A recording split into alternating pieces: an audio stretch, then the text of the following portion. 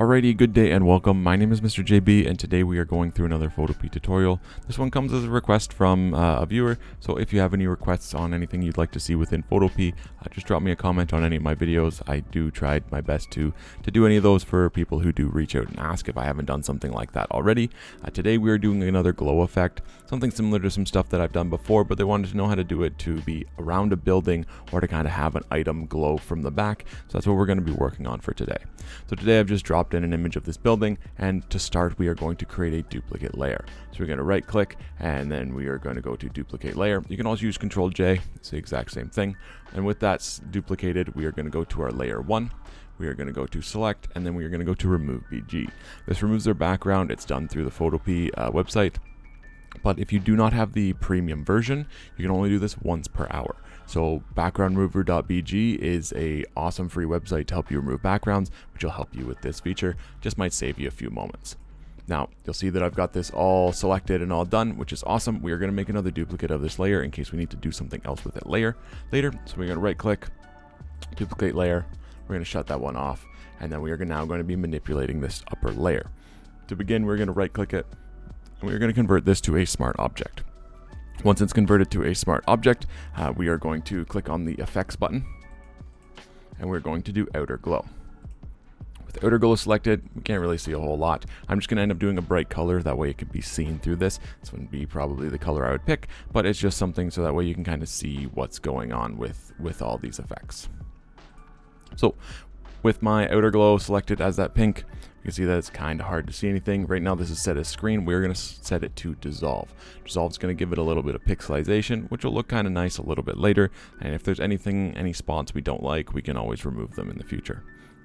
So with that selected, we are going to change our opacity to 40, just to drop it down a bunch. On this, we're going to change our noise level to around 5, somewhere between 5 and 10, just to help us give some of that pixelization to start. We're going to change our spread up to somewhere around the 10-ish mark. Again, this is all personal preference depending on your image. I'm going to change my size somewhere around the 30-ish, 25 to 30-ish mark, just so that way I can get that kind of spread out to spread this and obviously just to make it visible a little bit more. I'm going to change my range to 84. Somewhere around there. These are the numbers that I found work best for me, at least with this image that I've been using, and I just up my jitter a little bit. With that, we click OK. We've got our pixelization set up around it. Awesome. Now we're going to right click our layer and we are going to convert it to a smart object again. That's going to lock in all of that stuff that we did, and now we're going to be editing it based on this because we can usually only do one outer glow layer.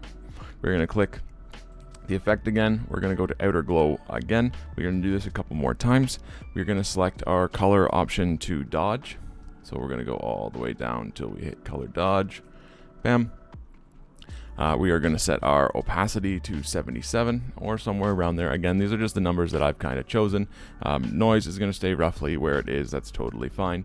We're going to change our spread and we're going to drop that down a bunch, just so that way it's not really exceeding where those pixels are. And the same idea with our size. We're going to drop that down somewhere around the 10-ish mark. Would probably be pretty good, at least for this image. Depending on what you use, it might be a little different. I'm going to drop my range down a little bit, and my jitter's going to stay the same.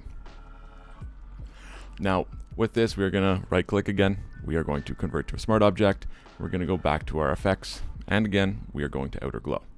With this though, we are going to change the color. We're going to make it a slightly darker variation of that, and just kind of help this look a little bit different, kind of help that glow look a little bit different. We're going to leave this as color dodge, or we can set it as color burn. Depending on which one that you want, will kind of give you a different effect on this. As you can see, that purpleness has kind of become a little bit deeper on the inside than the outside, which to me looks really cool, but totally up to you, whatever you want to do. I'm going to end up changing my opacity and dragging that all the way up to the max. Somewhere around there is pretty good. So, you know, if you want to throw it at 100%, again, this is all personal preference based on your image, and everything else is going to stay the same. I'm going to click OK, and I'm going to lock in that selection. Now, if there's any adjustments or anything you need to do, if you need to erase stuff, you can go through and erase with this layer.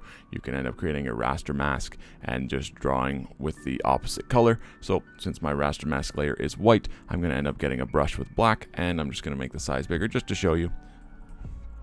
And you can kind of erase any of those spots. Now, if that doesn't end up working for you because you're like me and you end up getting that inner glow, that's why we end up creating this duplicate layer earlier. So we can drag that over top, and then when we delete some of that stuff, oh, wrong layer that we're working on. Then when we delete some of that stuff, it doesn't end up overlapping and giving us that funky selection.